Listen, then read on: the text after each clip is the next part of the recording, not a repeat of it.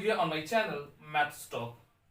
Today in this lecture I am going to start theorems based on quadrilaterals. In the last lecture we had covered types of quadrilaterals, definitions and their properties.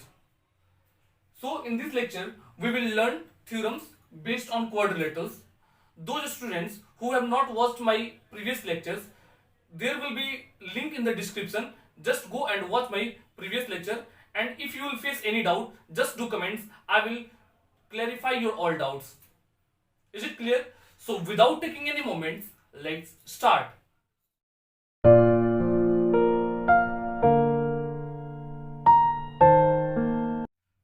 आइए देखते हैं theorem number 1 जो NCERT का 8.1 theorem है. Clear? Theorem क्या कर रहा है? A diagonal of a parallelogram divides it into two congruent triangles.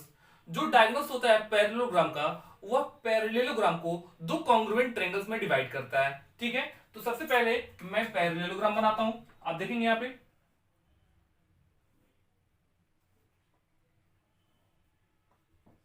This is A B C and D. ये आपका क्या है? पैरेललोग्राम है. पैरेललोग्राम का प्रॉपर्टीज क्या होता है? Opposite sides parallel and equal होते हैं, अपोजिट एंगल्स इक्वल होता है. अब इसमें बताना हमें ये है कि अगर इसका कोई भी डायगोनल ड्रॉ कर दिया जाए तो इसको दो कॉन्ग्रुएंट ट्रायंगल्स में डिवाइड करेगा. सपोज अगर हमने एसी को ज्वाइन कर दिया, यहां पे हमने क्या किया? एसी को ज्वाइन किया, तो एसी जो है वह पैरेललोग्राम को दो ट्रायंगल में डिवाइड कर रहा है. एक बन रहा है एबीसी और एक बन रहा है एडीसी. तो ये दोनों ट्रायंगल आपस में कॉन्ग्रुएंट होंगे. इसको हमें प्रूफ करना है. तो सबसे पहले आते हैं गिवन में. क्या देखते हैं? ABCD is a parallelogram and AC is its diagonal. कोई दिक्कत? नेक्स्ट हमारा है टू प्रूफ क्या करना है? प्रूफ करना है diagonal AC divides parallelogram ABCD in two congruent triangles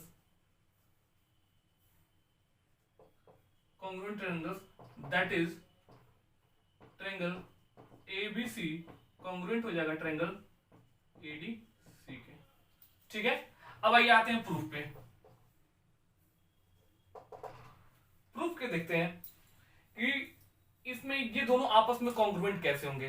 तो सबसे पहले आप एक चीज नोटिस कीजिएगा, अगर यह पैरेललोग्राम है तो AB जो होगा DC के पैरेलल होगा और AD जो होगा वो BC के पैरेलल होगा. तो पैरेलल लाइन प्रॉपर्टीज में मैंने पढ़ाया है. क्या आप लास्ट लाइन्स एंड एंगल्स का लेक्चर देख सकते हैं, उसमें पता चल जाएगा आपको. अगर ये दो लाइन पैरेलल है और एक ट्रांसवर्सल ऐसे काटा जा रहा है तो अल्टरनेट इंटीरियर एंगल्स आपस में क्या होते हैं? इक्वल होते हैं. तो अगर ये और ये पैरेलल तो ये दोनों एंगल आपस में इक्वल. अगर ऐसे हमने खींच दिया तो ये दोनों आपस में एंगल हो जाएंगे. बता रहे में अगर वैसे ही रहता, अगर ये दो पैरेलल लाइन है, अगर ये ट्रांसवर्सल ड्रॉ कर दिया जाए तो ये दोनों आपस में क्या हो जाएंगे? इक्वल हो जाएंगे. और ये कौन से एंगल से इक्वल होते हैं? अल्टरनेट इंटीरियर एंगल से. Is it clear? तो आइए इसको आगे बढ़ते हैं.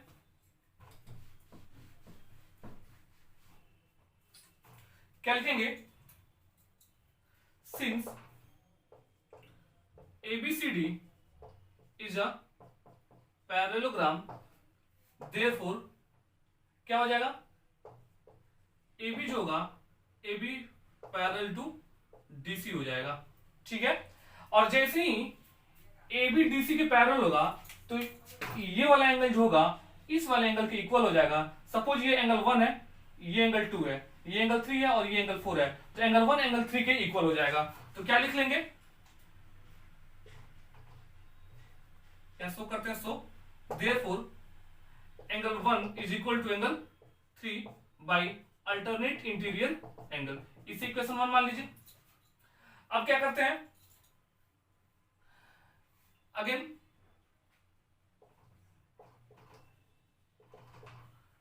जब ये पैरेललोग्राम है तो AB DC के पैरेलल हो तो AD भी BC के पैरेलल होगा.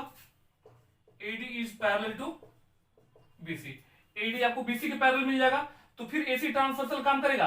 तो जब AC ट्रांसवर्सल काम करेगा तो एंगल 2 जो होगा एंगल 4 के इक्वल हो जाएगा।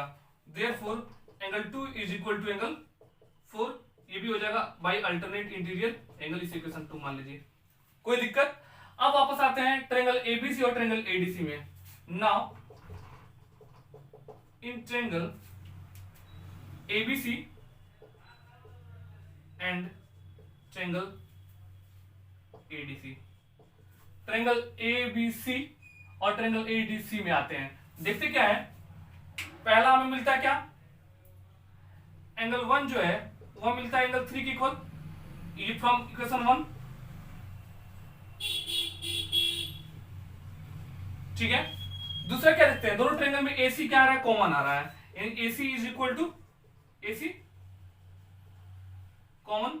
और फिर देखते हैं एंगल 2 हो जाता है एंगल 4 के equal, angle 2 is equal to angle 4, ये भी हमने क्या किया फ्रॉम इक्वेशन 2, यहां पे हमने एंगल 2 एंगल 4 के इक्वल आया। तो आप देख रहे होंगे दोनों ट्रायंगल में क्या हो रहा है, angle side angle, angle side angle से दोनों ट्रायंगल आपस में क्या हो रहा है, कॉन्ग्रुएंट हो रहा है। Therefore triangle ABC is congruent to triangle ADC by angle side angle property से, और इसे ही हमें क्या करना था, प्रूव। Is it clear? तो ये रहा हमारा पहला थ्योरम जो एनसीईआरटी का थ्योरम नंबर 8.1 है, और मेरे लेक्चर के according this is theorem number 1। Clear?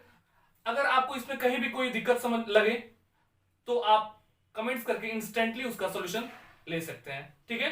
अब आइए इसका नेक्स्ट थ्योरम है उसको देखते हैं। नेक्स्ट थ्योरम हमारा है, in a parallelogram opposite sides are equal.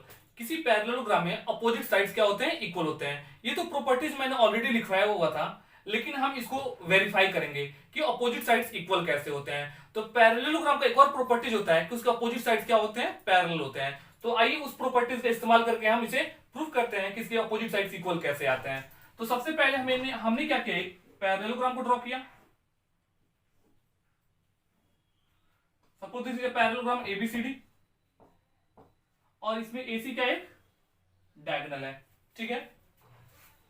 मैं क्या करता हूं, गिवन लिखता हूं, यहां पे लिखते हैं ABCD इज अ पैरेललोग्राम, ठीक है। प्रूफ क्या करना है, प्रूफ करना है AB is equal to DC and AD is equal to BC, यानी ये वाला साइड जो है इसकी इक्वल है और ये वाला साइड इसकी इक्वल है। ये कैसे आएगा, अब आते हैं ABCD, इसमें गिवन थोड़ा सा एक और स्टेप बढ़ा लेते हैं। ABCD is a parallelogram and AC is its diagonal, ठीक है। अब आते हैं किसमें, प्रूफ में। Since ABCD is a parallelogram, so AB parallel DC and AD parallel BC होगा। यानी अगर ये पैरेललोग्राम है तो AB DC के पैरेलल होगा और AD BC के पैरेलल होगा।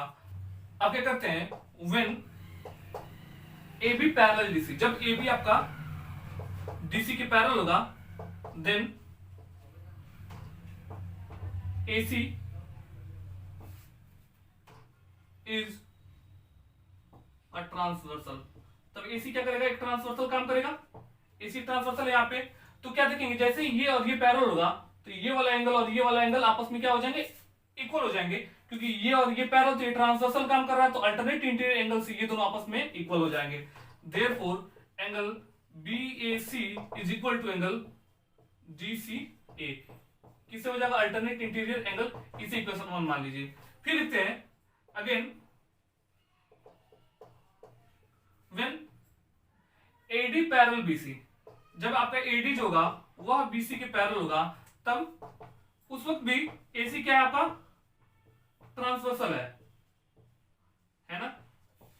तभी AC, जब ये और ये पैरेलल तभी AC ट्रांसवर्सल है। उस कंडीशन में ये वाला एंगल जो होगा इस वाले एंगल की इक्वल हो जाएगा अल्टरनेट इंटीरियर से। Therefore angle ACB will be equal to angle CAD by alternate interior angle, ये इक्वेशन 2 हो जाएगा। अब क्या देखते हैं, अब इस दोनों ट्रायंगल में आइए। Now in triangle ABC and triangle ADC, triangle ABC और ट्रायंगल एडीसी में क्या देखते हैं हम, पहला आपने क्या देखा, एंगल बीएसी जो आया हुआ इक्वल हो गया एंगल डीसीए के फ्रॉम इक्वेशन 1, ठीक है। फिर आपको एसी एसी कॉमन हो गया, दोनों ट्रायंगल में एसी आपका आ रहा है, AC is equal to AC common. फिर आपने क्या देखा, AC B D C A D की इक्वल हो गया, and AC B is equal to angle C A D by ये सॉरी फ्रॉम इक्वेशन 2, ठीक है। अब इससे क्या मिलता है आपको, फ्रॉम देयरफॉर ट्रायंगल एबीसी